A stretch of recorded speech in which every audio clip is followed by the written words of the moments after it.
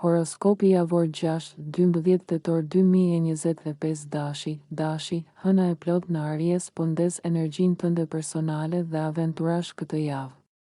Tani është momenti të vlerësosh se ku qëndron guximi yt dhe sa shpesh lejon frikën të ndalojë.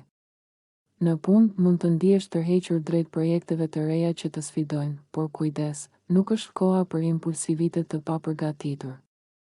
Një hap i vogël i menduar mirë mund të çojë shumë më larg se sa një hap i madh pa plan. Në marrëdhënie, energjia e hënës të inkurajon të thuash atë që mendon dhe ndjen, por pa e bërë situatën dramatike. Këshilla praktike: shko për një shëtitje të gjatë, shkruaj ditarin e ndjenjave, ose meditoni mbi planet që do të realizosh gjatë muajve të ardhshëm. Mos nënvlerëso fuqinë e reflektimit të qetë.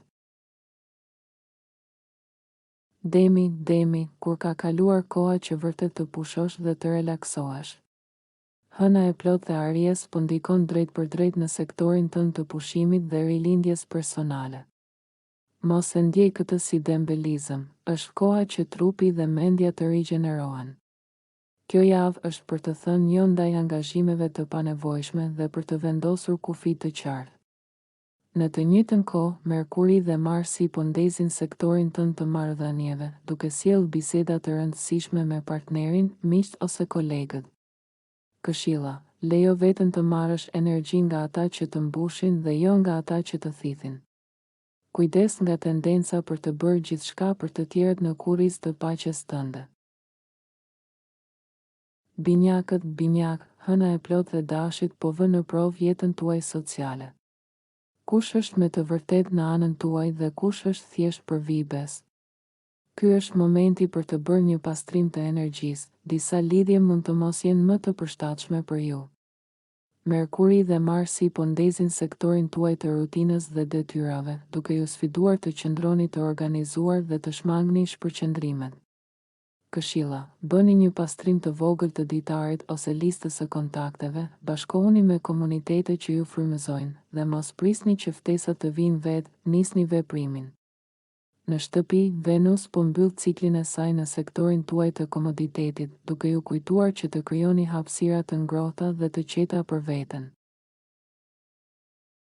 Gafore, hëna e plot po ndes sektorin tuaj të karrierës dhe njohjes publike. Ky është momenti për të marrë rolin primar në jetën tuaj. Në punë ose projekte mund të vini re se njerëzit fillojnë të vlerësojnë aftësitë tuaja më shumë se më parë. Por kujdes, mos lejoni që nevoja për vlerësim të jashtëm të mposhtë intuitën tuaj. Në fushën e krijimtarisë, Merkuri dhe Marsi po ndezin sektorin e pasioneve dhe projekteve personale. Kjo është koha për të shkruar, krijuar art, ose nisur atë projekt që keni pasur frikë të filloni. Në dashuri, energjia është magnetike dhe e thellë, mund të ndiheni tërhequr drejt lidhjeve që ndjehen të fuqishme dhe të sinqerta. Luan, hëna e plot po ndes sektorin tuaj të udhëtimeve, filozofisë dhe ëndrave afatgjata. Ky është momenti për të zgjeruar horizontet dhe për të ndërmarrë veprime të guximshme. Kujdes, mos e ngatëroni guximin me kapriçot impulsive.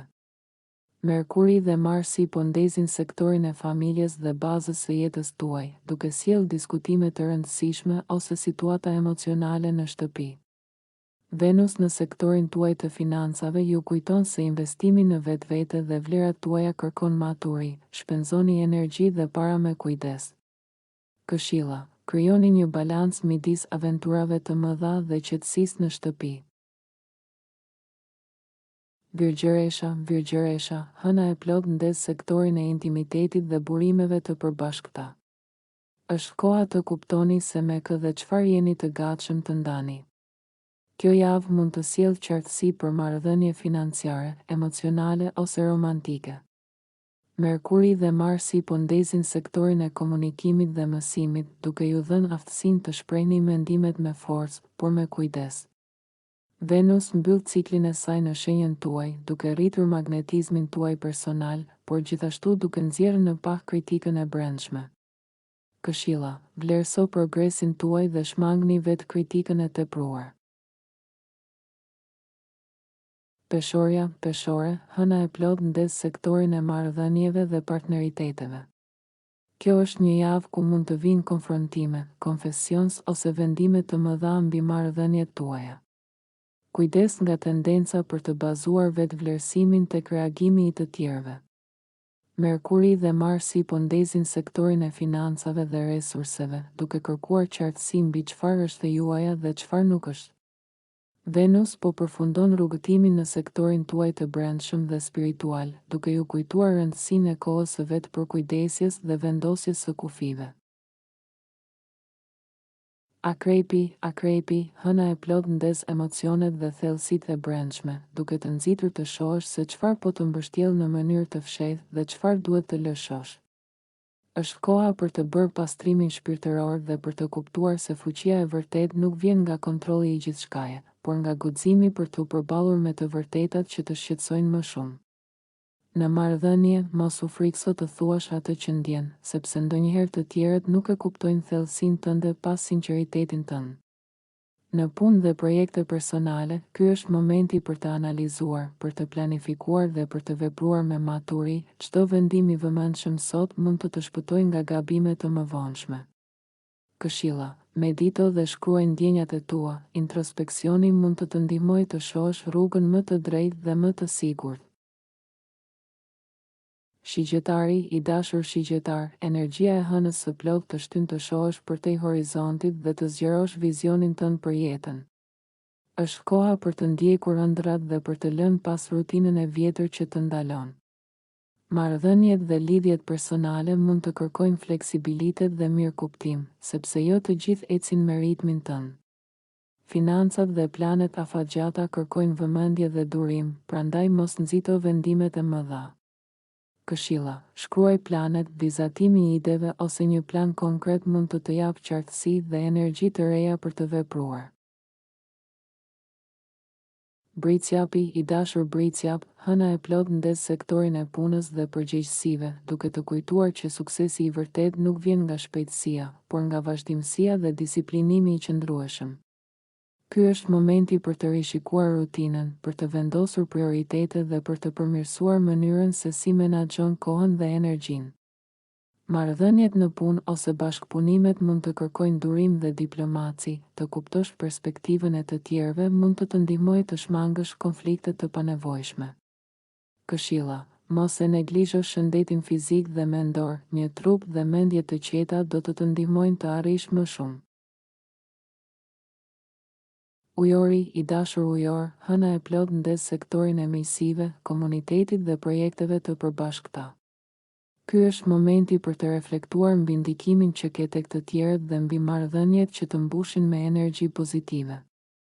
Bashkëpunimi dhe kreativiteti mund të sjellin mundësi të reja, por mos harro të ruash ekuilibrin midis jush dhe të tjerëve. Është koha për të thënë po ndaj atyre gjërave që të japin frymëzim dhe për të larguar ndikimet që të dobësojnë. Këshilla: lidhu me komunitetet që ndajnë vizionin tënd dhe mbështetini njëri tjetrin në rrugëtimin e përbashkët. Peshqit, të dashur esh, hëna e plot ndes imagjinatën dhe intuicionin tënd, duke të dhënë mundësinë të lidhësh botën e brendshme me të jashtmen në mënyrë të frytshme. Ky është momenti për të ndjekur frymëzimin, për të filluar projekte krijuese dhe për të shprehur ndjenjat pa frikë.